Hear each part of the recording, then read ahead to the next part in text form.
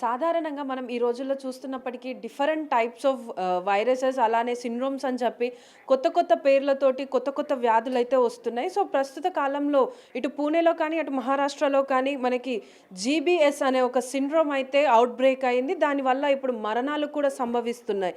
So, ఈ syndrome వల్ల మనకి మహారాష్ట్రలో దాదాపు 101 మంది హాస్పిటల్‌లో జాయిన్ అయ్యారు. అందులో దాదాపుగా 16 మంది అయితే వెంటిలేటర్ పైన ఉన్నారు. సో, నిన్న తాజాగానైతే సోలాపూర్‌లో మరణ కేస్ అయితే ఒకటి నమోదైంది. సో, అంటే ఈ సిండ్రోమ్ అంటే ఏంటి అసలు? ఇది దేనివల్ల వస్తుంది? ఇది వచ్చిన వాళ్ళకి ఖచ్చితంగా ట్రీట్మెంట్ ఎలాంటి ట్రీట్మెంట్ తీసుకోవాలి? ఏంటన్న విషయాలపై మనతో పాటు మాట్లాడడానికి డాక్టర్ జనరల్ ఫిజిషియన్ మనతో పాటు ఉన్నారు వసంత్ గారు. సో, మరిన్ని విషయాలు వారిని అడిగి తెలుసుకుందాం. సో, సార్ చెప్పండి. మనం ఇప్పుడు తాజాగా పూణే మహారాష్ట్రలో చూస్తున్నాం. జీబీఎస్ అనే ఒక సిండ్రోమ్ అయితే ఔట్ బ్రేక్ అయిందని అంటున్నారు. అసలు ఈ జీబీఎస్ సిండ్రోమ్ అంటే ఏంటి? జీబీఎస్ అంటే Guillain berry syndrome.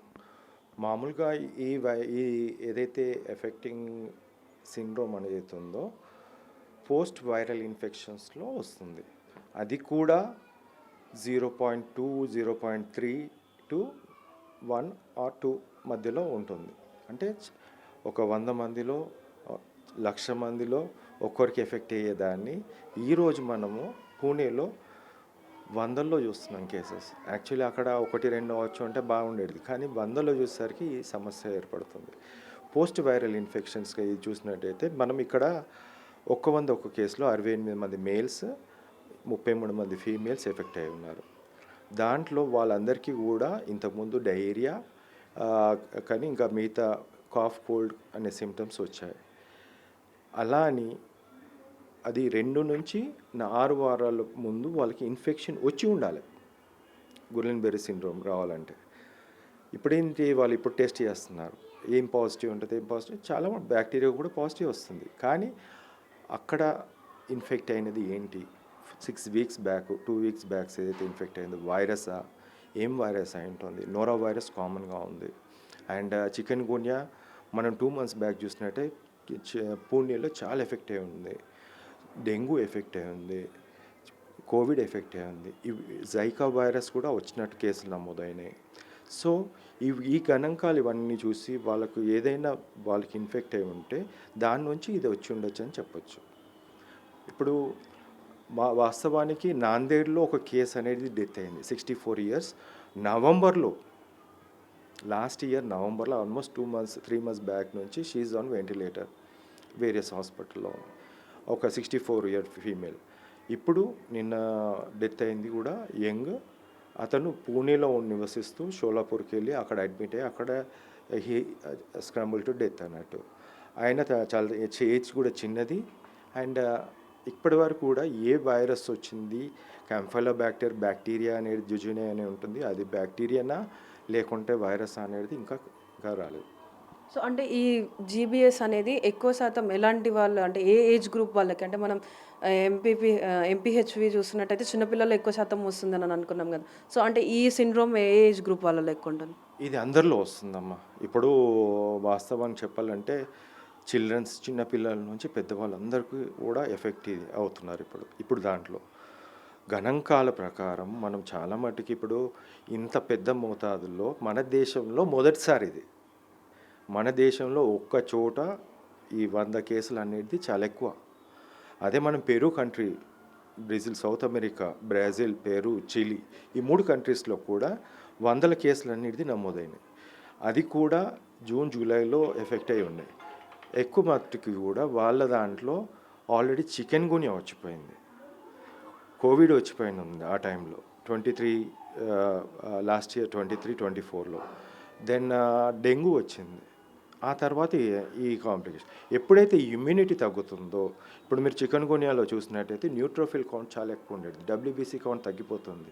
WBC count, lymphocyte count 6, 7 వరకు వస్తుంది. సో ఇమ్యూనిటీ అనేది చాలా తగ్గిపోతుంది. వైరల్ ఇన్ఫెక్షన్ వచ్చింది, ఇమ్యూనిటీ తగ్గుతుంది. సో వైరస్ ఏం చేస్తుందంటే మన బాడీలో ఎంటర్ అయిన తర్వాత యాంటీబాడీస్ అనేది ప్రొడ్యూస్ అవుతాయి. మామూలుగా యాంటీబాడీస్ అన్నీ దాన్ని అటాక్ చంపడానికి ప్రయత్నం చేస్తాయి. ఆ యాంటీబాడీస్ ఇప్పుడు after 2 weeks or 3 weeks or 4 weeks తర్వాత మిగతా బాడీలో ఉండే సెల్స్ని అటాక్ చేయడం స్టార్ట్ అవుతుంది. What ever it maybe platelets కానీ, డెంగ్యూలో అయితే ప్లేట్లెట్స్ మీద అటాక్ చేస్తుంది.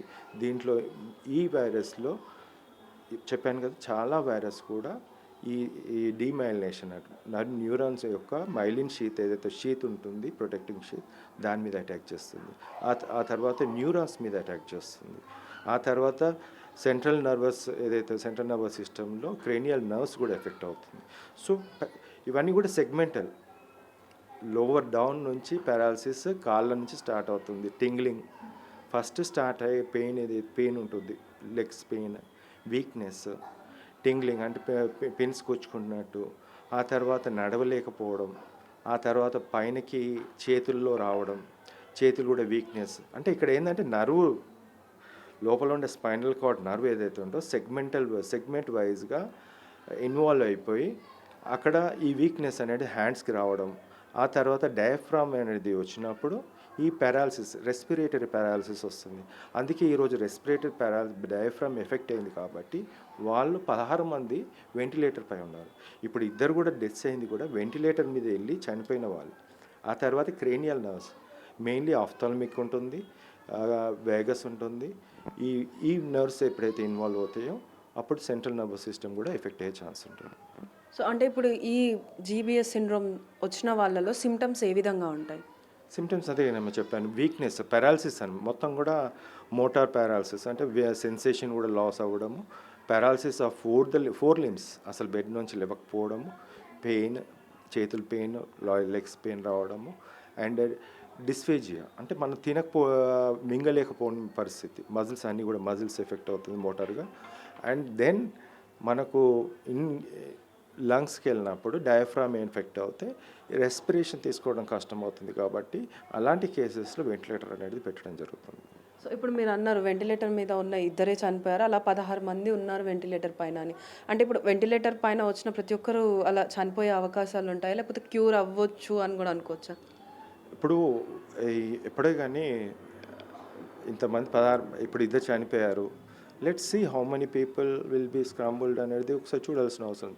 యాక్చువల్లీ చెప్పాలంటే ఐజీ ఇమ్యూనోగ్లోబులిన్స్ అనేది మనకు అవైలబుల్ ఉన్నాయి. దాన్ని 5 days వరకు ఇస్తారు.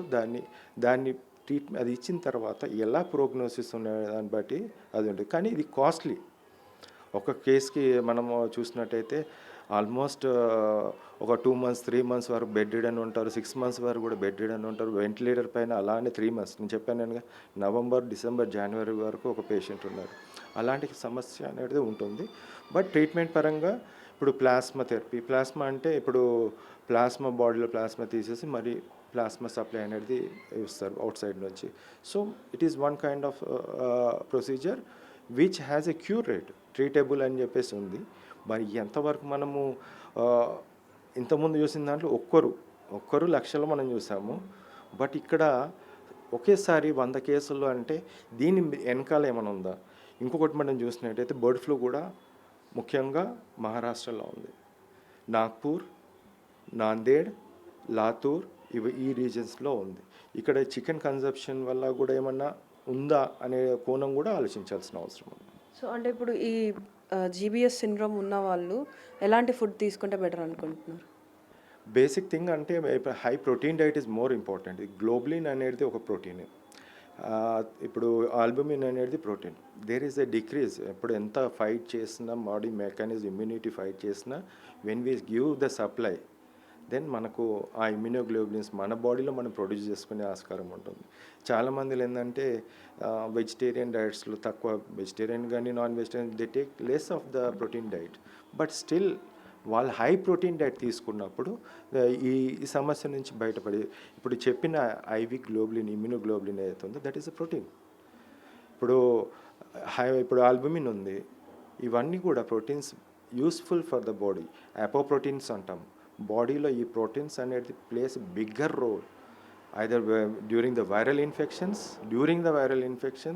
And after the viral infections and నార్మల్గా ఉన్నప్పుడు కూడా they has to take the high protein diet. So come back అన్నట్టు మన బాడీ మెకానిజం ఉంటుంది, ఇమ్యూనిటీ అనేది మన చేతుల్లో ఉంది, దాంతో మనం ఫైట్ చేయొచ్చు. ఇలాంటి ప్రాబ్లం వచ్చినప్పుడు మనం బయట నుంచి తీసుకునే ఆస్కారం ఎక్కువ ఉంటుంది.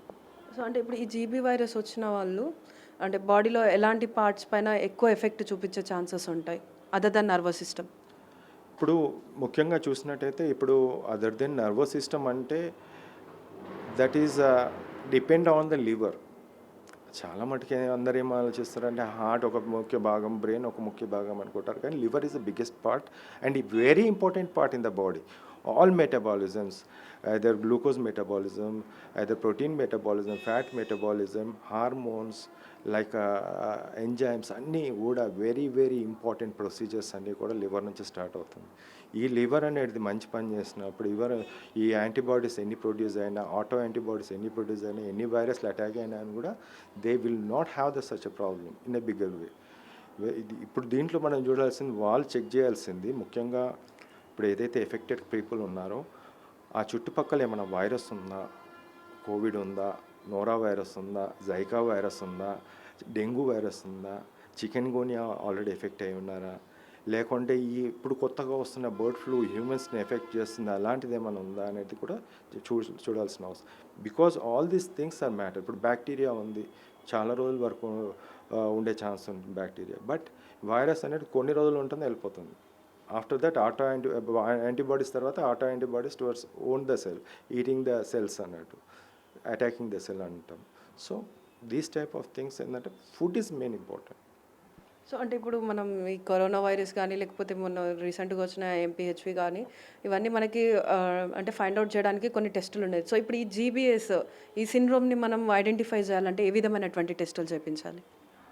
ఫస్ట్ థింగ్ క్లినికల్గా, ఇప్పుడు ఒక మనిషి మంచి నడుస్తున్నాడు, అనేబుల్ టు వాక్, నడవలేని పరిస్థితి, చిన్నగా టింగ్లింగ్ అంటాం, నమ్నెస్ అంటే స్పర్శ కోల్పోవడం, ఇలాంటి కొంచెం చిన్నగా స్టార్టింగ్లోనే ఉన్నప్పుడు then he has to visit the hospital or a physician, a good doctor in the area. అప్పుడు వాళ్ళు నర్వ్ కండక్షన్స్ అనేది చేస్తారు. Nerve conduction is nothing but stimulation of the నర్వ్తో మజిల్స్ ఎలా మూమెంట్ ఉందా లేదా, because it is a motor involvement, అంటే muscle power ఎలా ఉందనేది చూస్తుంది. సో అలాంటప్పుడు ఈ nerve conduction is very important. Then comes CSF అని ఉంటుంది, సెరిబ్రోస్పైనల్ ఫ్లూయిడ్. ఎప్పుడైతే మన వెన్నుపూసల నుంచి ఫ్లూయిడ్ అనేది తీసి టెస్ట్ చేస్తున్నప్పుడు ఈ దీంట్లో నార్మల్ బ్లడ్ సెల్స్ ఉంటాయి, అంటే ఇన్ఫెక్షన్ లేదు అని అర్థం. ఇన్ఫెక్షన్ ఉందంటే one of the parameter WBC, platelets ఇవన్నీ కూడా డిస్టర్బ్ ఉంటాయి, బట్ దీంట్లో ఉండదు, ఇవన్నీ నార్మల్ ఉంటుంది, బట్ హై ప్రోటీన్ ఉంటుంది, ఆల్బుమిన్ అనేది ఎక్కువ ఉంటుంది. So that is the indicator of this one. So దీనివల్ల next they got for the procedures, giving the good treatment and all the things. So అంటే ఇప్పుడు ఈ సిండ్రోమ్ ఉన్న వాళ్ళకు, అంటే ఈ సిండ్రోమ్ వచ్చిన వాళ్ళు డెత్ రేట్స్ అనేది ఏ విధంగా ఉంటుంది? అంటే ఎక్కువ శాతంలో డెత్స్ కాజ్ అయ్యే ఛాన్సెస్ ఉన్నాయి, లేకపోతే మనం ట్రీట్మెంట్ ఇచ్చి మీరు అన్నట్టు వ్యాక్సినేషన్స్ ఏమైనా ఇస్తే డెత్ రేట్స్ అనేవి తగ్గే అవకాశాలు ఉన్నాయి? డెఫినెట్లీ డెత్ రేట్స్ అనేది మనము తగ్గించవచ్చు, బట్ ఇప్పటివరకు చూసినట్టయితే మనము 2 డెత్స్ ఉన్నాయి. But long term duration, November నుంచి ఇప్పటివరకు ఒకరు, అంటే ఆల్మోస్ట్ 1 మంత్ అయిన వాళ్ళు ఒకరు. But long stay of the hospital ఒకటి ఉంది, and the medical facilities, ICU facilities and ventilator support, good support, followed by giving the medicines, ఏదైతే ఐవీఐజీ ఉంటుంది, ప్లాస్మా ఉంటుంది. దీస్ టైప్ ఆఫ్ కరెక్ట్గా మనం ఇచ్చినట్టయితే చాలామందిని కూడా మనం కాపాడే విధంగా ఉంది. బట్ మిగతా ప్రాబ్లం ఏదైతే ఉందో, అసలు బెడ్ రిడెన్ పేషెంట్ అవుతారు 5 months 6 months, కొంతమంది ఎర్లీగా, యంగ్ వాళ్ళు చాలా ఫాస్ట్ రికవర్ ఉంటుంది, but older people takes 5 to 6 months in the bed రిడెన్గా ఉండే ఛాన్స్ ఉంది. బట్ డెత్ రేట్స్ అనేది ప్రపంచవ్యాప్తంగా మనము చాలా చోట్ల ఇప్పుడు 700 కేసులు ఉన్న దగ్గర కూడా చూసినట్టయితే 100కి 1 or 2 డెత్స్ అనేది కామన్గా అక్కడ they mention in that one. And Peru, Chile and Brazil కంట్రీస్లో చాలా ఎక్కువగా నమోదైంది. బట్ మహారాష్ట్రలో కూడా ఉండే కేఈఎం, అక్కడ ఉన్న డీన్ ఎవరైతే చెప్పారో, కేఈఎం హాస్పిటల్ డీన్, మేము వారానికి 4 కేసులు అని చెప్పేసి గత సంవత్సరంలో చెప్పారు, బట్ అక్కడ నోటీస్ కాలేదు. ఈ సంవత్సరం they have notice that one. So అంటే ఇప్పుడు ఈ సిండ్రోమ్ని క్యూర్ చేయడానికి మెడిసిన్ అనేది అవైలబుల్లో ఉందంటారు? ఎస్ అమ్మా, అవైలబుల్ ఉంది. ద ఇమ్యూనోగ్లోబులిన్స్ అనేది వన్ ఆఫ్ ద ట్రీట్మెంట్గా మనం ఇప్పటివరకు మనం చూస్తున్నాము. But you can try the anti inflammatories, చాలా ఉన్నాయి. ఈ ఏదైతే ఆటో యాంటీబాడీస్ ఏదైతే ఉన్నాయో దాన్ని స్టాప్ చేసే విధంగా కూడా we had the medicines. But ఇక్కడ చాలామంది కూడా డాక్టర్స్ మిస్లీడ్ చేస్తుంటారు, కొంతమంది స్టీరాయిడ్స్ ఇవ్వడం. Steroids is dangerous. Once again I'm saying, any viral infection is dangerous, దీంట్లో కూడా dangerous. It should not be given, it must not be, అది తీసి పక్కన పడేయాలి. There is no use of steroids in this one. Steroids ఇచ్చినట్టయితే ఇంకా మిగతా కాంప్లికేషన్స్కి వెళ్ళే దారి ఉంది. సో అంటే ఈ స్టెరాయిడ్స్ వల్ల సైడ్ ఎఫెక్ట్స్ వచ్చే ఛాన్సెస్ ఉన్నాయంటారు, అదే దాని ఈ సిండ్రోమ్కి ఇచ్చే వ్యాక్సిన్ కంటే దానివల్ల ఇంకెక్కువ అంటే ఎక్కువ డిసీజెస్ వచ్చే ఛాన్సెస్ ఉన్నాయంటారు. అపార్చునేటిక్ ఇన్ఫెక్షన్స్ వచ్చే ఛాన్స్ ఉంటుంది. లైక్ మ్యూకర్ మైకోసిస్ మనం చూసాం కోవిడ్ టైంలో, స్టీరాయిడ్స్ ఇవ్వడం వల్లనే వచ్చింది. దీంట్లో కూడా లేనిపోని మళ్ళీ ఇలాంటి రావడం జరుగుతుంది. ఇంకొకటి ఏంటంటే when immunity decreases, WBC count అవన్నీ కూడా తగ్గిపోయి మిగతా ఇన్ఫెక్షన్, ఇప్పుడు కంఫైలోబ్యాక్టీరియా అనేది కనిపిస్తుంది అంటున్నారు, అలాంటిది యాడ్ అవుతుంటాయి. బయట ఇంకో ఈక్వల్ అనేది రెడీ ఉంటుంది, సూడోమోనాస్ అని రెడీ ఉంటుంది, బెడ్లెట్ ఇంట్లో దాంట్లోనే ఉంటుంది, బాడీలో ఉంటుంది. So that will increase and మళ్ళీ దానికి ఇంకో ట్రీట్మెంట్ ఇవ్వాల్సి వస్తుంది. ఇలాంటి సమస్య స్టీరాయిడ్స్ ఇస్తే మాత్రం ఇలాంటి సమస్యలు వస్తుంది.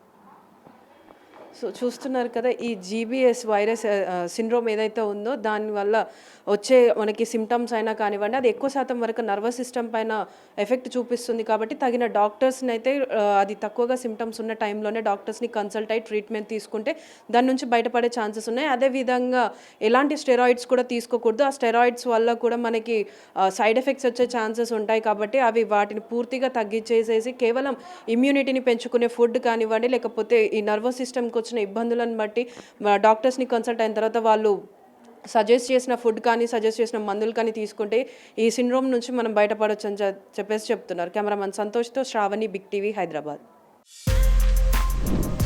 For more videos like this, subscribe Big TV channel.